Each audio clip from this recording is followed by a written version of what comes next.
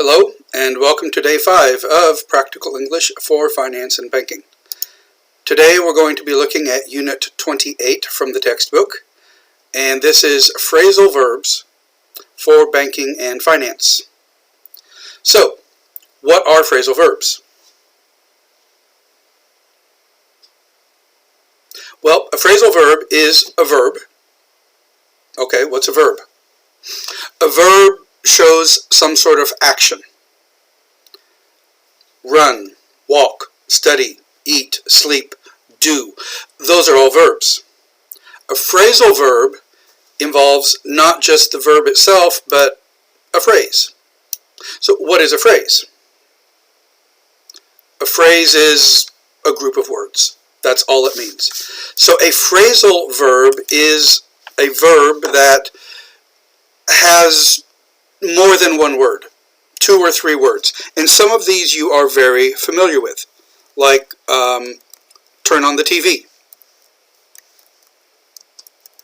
turn on the lights, turn off the lights, turn up the volume, turn down the volume.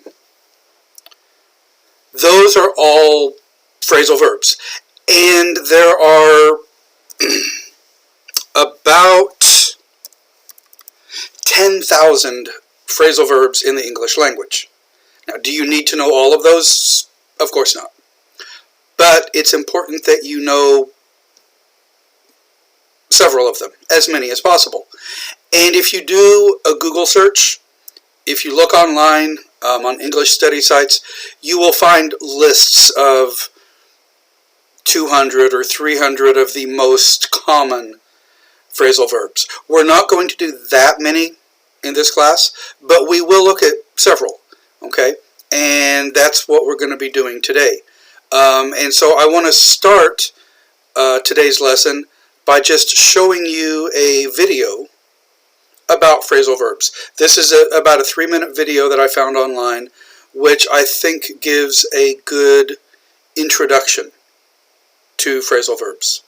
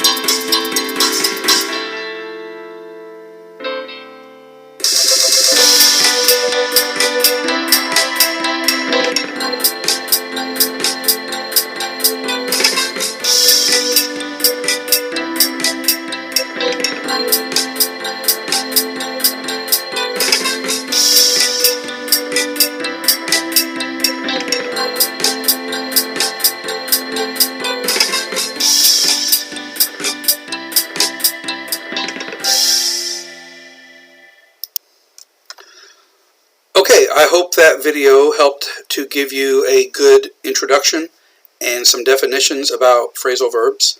Obviously, if there are things in that video that you did not understand or words that you need to look up, obviously you can pause it, you can go back and watch parts of it again.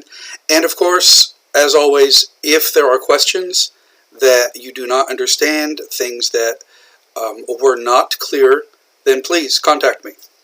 We now have the Cacao open chat group where you can ask questions that everybody can see. And if it's about the material in the book or in the lectures, that would be a great place to ask that, because then everybody in the class can see the question and the answer. And that can be helpful to the entire class.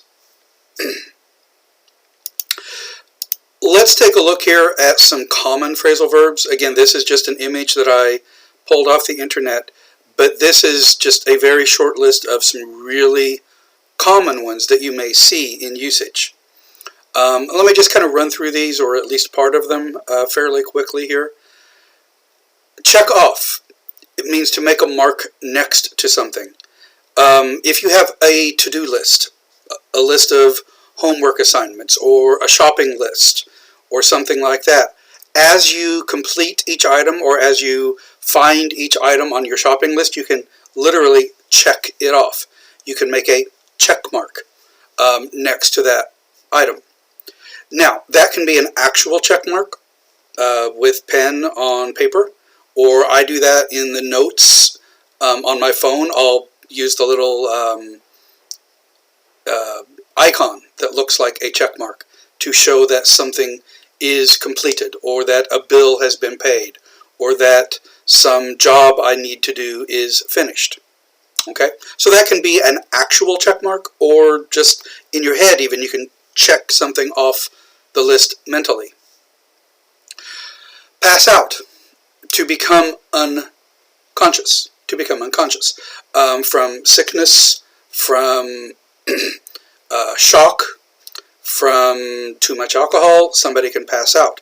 Also, in class, if I have some handouts for you and I distribute them, I can pass out the papers or pass out an exam. Carry on. To continue. Carry on. Continue. You'll see a lot of times, especially these days, but from World War II in England, they came up with the phrase, keep calm and carry on. You may have seen some internet memes like that use that phrase, keep calm and carry on. Means don't panic, keep calm, and carry on, and continue. Keep doing what you need to do. Make for, to move towards something. When class is over, sometimes even before class is over, or as soon as the teacher says, okay guys, that's it for today, students are making for the door. They're moving towards. If you hear a fire alarm, you should make for the exit. As soon as a movie ends, people make for the exits. They move towards. Come back to return. That can be physically. If you travel somewhere and then you come back home, you return. Or things that you do.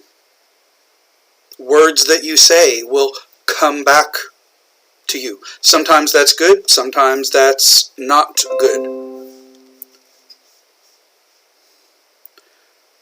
Pardon me, my computer is having trouble with pop-ups this morning. Come across.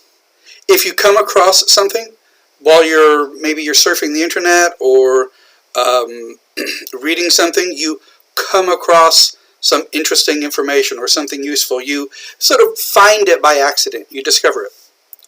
To let on. If you let on to something, you make it clear. You give some information that makes something clear to other people. You give some clues or hints. To break into a conversation is to interrupt. You'll see this a lot of times on news stories. If they have some breaking news, something urgent, something important, they'll break into the current interview or programming. To bring back, to fetch. Do any of you have a dog? Or I'm sure you've seen this in movies where somebody will throw a ball for the dog, and the dog will go and fetch. They'll go and get it and bring it back to the owner. That's playing fetch with your dog. Or you can say, hey, if you're going to the store, can you bring back some kimbap for me? To bring back something for me is to get it for me and bring it to me. To let down, in this case, can mean lengthen. Like if you have some pants that are too short, or maybe a lady's skirt that is too short, you can let down, you can lower the hem. Or often we'll use that with a woman's hair. If she lets her hair down, if she's got it up in a bun and she lets it down, that's it's a literal thing that she is untying her hair and letting it hang. But also, if you let down your hair, you let your hair down, means you relax, you have fun, you're not so worried about people around you or what they're thinking. You let your hair down, you relax and have fun. Also, to let someone down is to disappoint them. Oh man, that was a real letdown. That was really disappointing. Do over, if you do something over, you repeat it. Take up, you can take up stamp collecting. You can take up a sport. It's to begin something new. Okay? Get around, if you get around the country, to travel to different places. You get around. That can also be used in dating. If somebody gets around, they date a lot of people. To go along, to continue to happen. As time goes along, or as time passes. To back out is to withdraw from something. Back out of an agreement, a deal, a contract. Also, physically, if you back out of a parking space, you physically back up. Or, in this case, back out of a garage or a parking space. Wipe out is to destroy something. With the coronavirus and this pandemic, it has wiped out a lot of company value in the stock market. It has wiped out economies and businesses. It's a very destructive kind of thing. Also, we can use it just about ourselves. If you are wiped out, it means you're just exhausted. Mentally, physically exhausted. That may come from surfing, or it's used in surfing. If you're on a surfboard on the wave and you fall off the surfboard, you wipe out. To set aside something is to reserve it, to keep it for something. You may set aside some money for an emergency. And to get up, you're very familiar with this one probably. If you get up in the morning, you stop sleeping and get out of bed. Get out is another phrasal verb. But you leave your bed. You get up. You go about your day. Okay, so this is 18 phrasal verbs. Again, there are hundreds, thousands of phrasal verbs. And the more of these you learn and become familiar with, the more natural and advanced your English will become. Okay? So today's exercises deal with phrasal verbs as they relate or as they are used in banking and finance.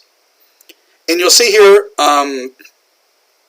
we have across and down, and then the numbers here obviously don't go in numerical order. But these go from smallest to largest, but here we start with number 2, and then number 6, and then down here we have number 1.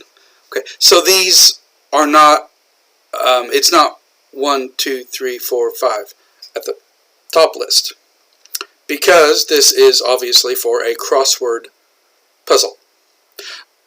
I've always wondered, do you have crossword puzzles in Korean? I think You might. I'm actually not sure. I think they would be a little more difficult in Korean, or a little more complicated, because in Korean you write letters in groups. You'll put a consonant and a vowel together, or with either two, at least two, often three, sometimes even four letters in one syllable. So I think putting those into a crossword puzzle would be more complicated. It would be more complex. Whereas in English, we write linear words where there aren't any letters on top of any other letters. So anyway, I'm curious to find out now if you actually have crossword puzzles in Korean. So what I'm going to do here on the screen is put these side by side so you can see them. Now obviously with everything, both pages side by side on the screen, it's a little small. And so hopefully you have printed out your grid here. The grid is the boxes. Hopefully you have printed that out so that you can see it more easily and follow along. The textbook is there for you. It's a PDF file. For a lot of these exercises, it will be more useful to you if you actually print it, so you can write on it, so you can make notes. Use that as your notes for this part of the class. Okay? And obviously these are pretty small on here, so you're going to see me today looking at my own paper here because it's a little bit easier to read. And I'm going to put some glasses on here so I can see. I apologize for the reflection from here, but that's just what happens with glasses. So we start with, let's just do all the across and then we'll go down. Okay, we'll just do them in order here. Now, if you have not done this yet, if you're watching this and you have not completed this yet, if you've not filled this out, please stop the video now and take some time to work on this by yourself before I give you the answers and see how you can do on this. Okay? So, number 2, across. 2 across is, this is number 1 up here, this is number 2 across. So we have 1, 2, 3, 4, 5, 6, 7, 8 letters. Okay, so this is an 8-letter word. So it says they're blank by their original offer, which means, that's what the equal sign here, which means their offer is unchanged. They've made an offer and they're not moving. They're not going this way or that way. They're not canceling the offer. They're not changing the offer. They are in one position. They are standing by their original offer. Standing by their original offer. Okay. Now, another way you can use the phrasal verb standing by is you're waiting for something. You're sort of paused, on hold, standing by. Okay. You'll hear that a lot of times with like news reports. A reporter that's on location somewhere, they will stand by and wait for the signal to do their report. Okay. 6 across, which is going to be down here. A little 3-letter word, so very short one. I've blank up a trust fund. A trust fund is like a an account to provide for somebody in the future. Often, maybe especially wealthy people will set up a trust fund for their children so that when they are 18 or 21, they have a source of money, of income. So I've arranged a trust fund. I've arranged it. I have set up a trust fund. Established it. You've created it. Okay? 8 across. 8 across is all the way down here. Okay? 8 across. Again, I apologize on these slides when these are in a normal class when it's on the whiteboard. This is much larger. But of course you do have the textbook yourself, so you can see the numbers and things. So 8, do you want to blank off the meeting? Do you want to cancel it? If you cancel something, you call off. Now, that's a little bit different than a delay or a postponement. If you delay something, if you delay or postpone, then you plan to do it later. For example, the Olympics this year have been postponed, delayed until next summer. Okay? But if you call something off, then it is canceled. You're not going to do it. You might do that with a meeting, a soccer game, a baseball game. If it's raining, a lot of times they'll just call off the game. It's just canceled completely. Okay, number 9 across, which is right over here. They blank out of the deal. They withdrew, they said, oh, we have this offer, we have this agreement, but now we withdraw our offer. They cancel it, basically. Okay? And this one starts with a B. So that's going to be the first letter here. They blank out of the deal. They, like I illustrated earlier, they backed out of the deal. They were in it, they had agreed, they were going to do it, or they were almost to an agreement, and then they, no, we're going to back out. We're not going to do this. Something happens, they change their minds, the situation changes. Okay? 10 across. They've blanked down a deposit. They've paid a deposit. This could be, if you're paying a deposit, that would normally be for a house, an apartment, a car, some sort of large purchase. So they put down a deposit. Put down a deposit. 11 across, over here. Again, 3 letters. We've blank out of money. We have no money. We don't have any more money. We have run out. If you run out of something, it's gone. It's all used up. Money is all spent. The budget is gone. We've run out. Sometimes you go to a restaurant and they don't have the item you want because they have run out. It's not available anymore. 13 across. 13 across. Which is all the way down here. Okay, this pretty long one. 1, 2, 3, 4, 5, 6, 7 letters. I'm blank out the figures. I'm calculating the figures. I'm doing the calculations. I'm working out the figures. Working out.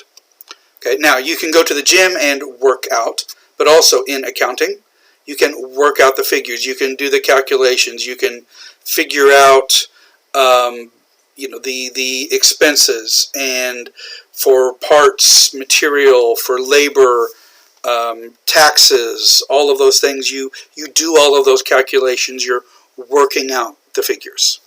Okay? 15 across. 15 across down here. Says we've blank up on the debt. We've stopped trying to collect the debt. So maybe a credit card company or a company, they realize we're not going to get this money. We have stopped trying to collect the debt. We've given up. Given up.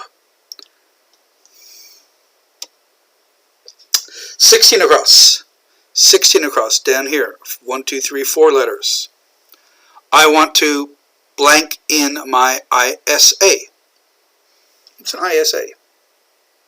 Oh, if you look down here at the bottom, notice they have a little asterisk beside it there. This little star symbol. Oh, it's Microsoft Word is trying to give me a bullet point. That star symbol is called an asterisk. An Aster is a star. So this punctuation symbol is an asterisk. Okay? So that means, kind of look down here, there's some sort of footnote or explanation. Individual savings account. A UK tax-free investment, often for like a retirement or something like that. In the US, we have IRAs. Those would be very common, which is an individual retirement account. So that would be a retirement account that is not provided by your employer, but it's something that you set up individually and make contributions to plan for your own retirement. Okay? So, I want to take the money out. I want to take the money, the cash that is in that account, and take it out. I want to withdraw the money. I want to cash out. Same thing happens with a pension account here in Korea. When you reach a certain age or maybe leave a job, you might, in some cases, be able to cash out, to take your money. If you go to a casino and you're gambling, you would have the chips to gamble with. When you're finished, when you're ready to leave, you take those to the cashier and you cash out. You take your money. Okay? Number 19, they blank out of the deal. They withdrew from the deal. That is the same thing as 9 was up here, except this one started with a B. This one starts with a P. So 19, 1, 2, 3, 4, 5, 6. Again, if you back out or you pull out, they have pulled out of the deal. Means they've withdrawn their offer. They've canceled the deal. Number 20, down here, 3 letters. He's blank in an offer. If you make an offer on something, you submit an offer, you put in an offer. On some sort of business deal, a house, a car, a contract, you put in an offer. And number 21, we'll blank them up on their offer. We'll accept their offer. So if somebody makes an offer, if they put in an offer, so here's their offer, they submit it, and you say, oh, yeah, that looks pretty good. They will accept that. It's like you literally pick it up off the table and you take it. You take up their offer. So we'll take them up on their offer. If you take up somebody's offer, you accept it. You say, okay, we'll take that. We'll take you up on that. If you take somebody up on something, you agree to their proposal or their suggestion. Okay, so that is all of the across. Now let's go to the down ones. So number 1 down, that's number 1 because it's the highest position on the grid here. That's how they do these. I don't know if you guys are really familiar with these crossword puzzles or not. We can blank 10% off the price. So blank off 10%. We can reduce the price by 10%. If you reduce it, you can, we've got 4 letters here. The second letter is an A. If this is correct, which it is. Sometimes you don't know if you're not sure what this one is. Sometimes you might leave it blank and see if you can get this one, and then, oh, okay, we need an A here.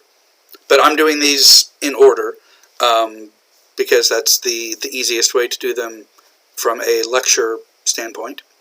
So, if you reduce the price, you can take off 10%. If you take off, you reduce or cut down the price. Number 3. 3 down is over here. So we have 4 letters starting with a G, ending with an E. The company has blank under. The company has collapsed. They've collapsed, they have failed, they've gone bankrupt, they have gone under. Now we use gone under here to talk about financially or just their business has failed.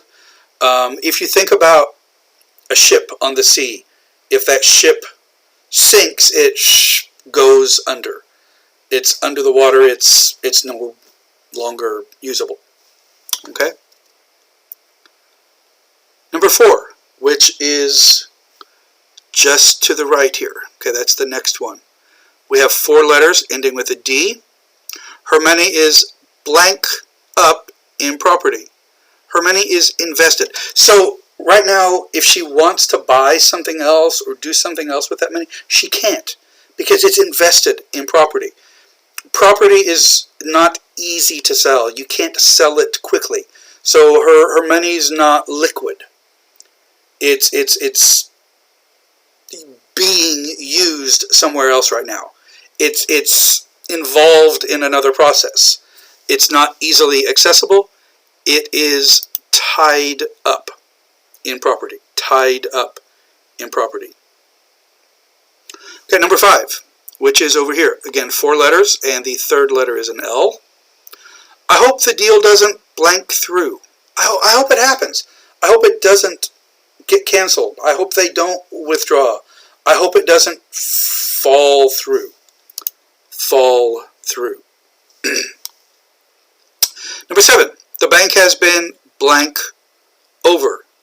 The bank has been bought by another company. So they've been bought, they have been acquired, the management, the systems, the finances have been taken over by another company. Okay, an acquisition of some sort. Number 8, which is this fairly long one over here. 1, 2, 3, 4, 5, 6, 7 letters, and we've got 3 of the letters there already. We're blank back on production costs. We're reducing production costs by reducing labor costs or parts, materials, energy usage, something. Reducing waste. We are, if you're reducing something, you're trying to cut back. So we are cutting back on production costs. And that could be in several different areas, depending on what costs are involved and where you are able to make those cuts or reductions. Again, sometimes using part-time workers instead of full-time workers, or using cheaper materials, or by reducing your waste, becoming more efficient. Okay? Number 10. Number 10, which is over here on the side, 3 letters. We blanked in an order for new computers. We ordered new computers. We submitted an order. We gave them an order. We put in an order. Put in an order. Number 11, the costs blank into 6 figures. The costs were more than £100,000. What does 6 figures mean? 6 figures. 6 figures simply means 6 digits. Okay? A 6-digit number would be a 6-figure number. 6 digits. Okay? So, for example, if we say that somebody earns a 6-figure income in the U.S., that means they make at least $100,000. Why is that a 6-figure income? Well, because if they earn $99,999, that's only 5 figures. That's a 5-figure income. So most people would earn a 5-figure income, which could be anywhere from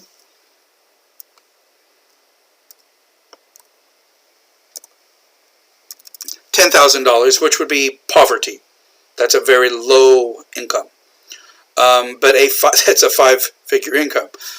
$99,000, $99,999 is still a 5-figure income. But if somebody earns $100,000, Now that's a six-figure income. Again, there's a large range there because if they make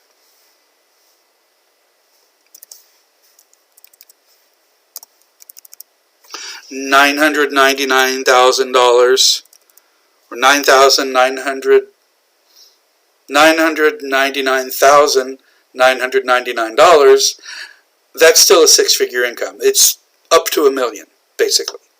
Okay, $1 million or more would be a seven-figure income. Okay, that would be a very nice income. Okay, so in Korea, though, obviously, if you make a seven-figure income, it's not that great, maybe. 1 million won a month? Not so good. Okay? So,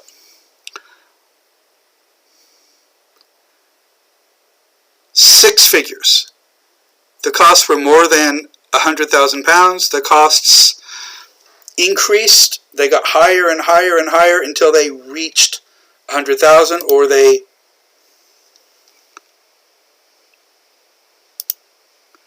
ran into six figures. They increased and increased and increased until they reached that point. They ran into that amount. Okay, number 12. Number 12, which is going to be this four-letter word here with an O and an E in it. They haven't blank up with the money yet. They haven't paid yet. They haven't produced the money yet. Maybe they're trying to raise the money. Maybe they're trying to borrow the money. They don't have it yet. They haven't come up with. If you come up with something, you produce it. You have it. They haven't come up with it yet. They haven't given it to us yet.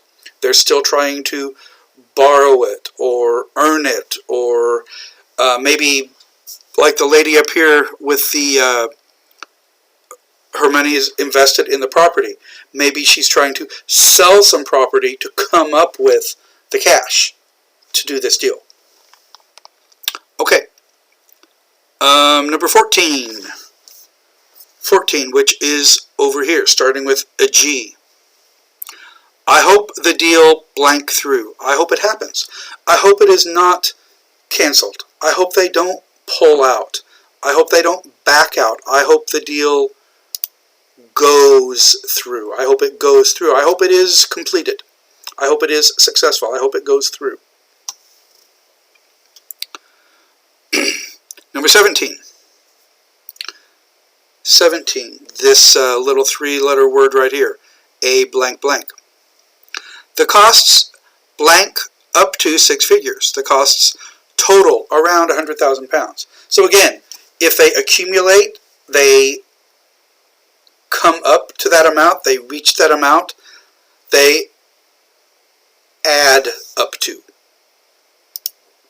£100,000. 18, which is over here on the right. Four letters starting with an H. They're going to blank over the money. They're going to give us the money. So they have the money now. They have it. They're going to give it to us. They're going to hand over the money. Hand over the money. You'll also see that in bank robberies. Somebody comes in the bank with a gun, a weapon. They say, hand over your money. Hand it over. Give it to me. Hand it over. Okay, so that can also be used by the police, or a robber says, give me that. Hand it over. Give it to me. Hand it over. Okay? Here in a business deal, they're going to hand over the money. They're going to give us the payment. Number 19. We can blank 10% on the price. So up here, we did 10% off the price. Here, we're going to put something on the price. We can add 10% to the price. We're going to add it. We're going to put on 10%. We're going to increase the price. Okay? And number 20. The company has been blank up for sale. The company has been put on the market. If it's been put on the market, maybe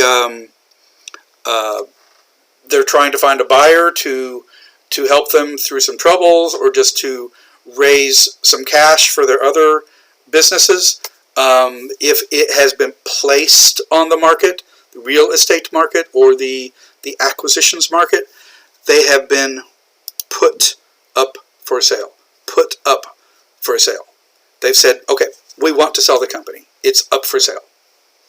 All right, so that is the crossword puzzle. Again, if you need to go back and review these, please do that. That's why we have the videos here, so that you can review. And of course, if you have questions, please feel free to ask. Obviously, phrasal verbs are extremely useful and versatile. They're used in so many different ways. So most of these on here, probably all of them, can be used in different ways also. They have different meanings. So don't think that, oh, this is only about banking. This is only used in this situation. Most of these can be used in multiple situations, multiple uses, which we saw on the previous slide that I showed you. A lot of the ones there, I gave you examples of at least a couple of different ways they can be used.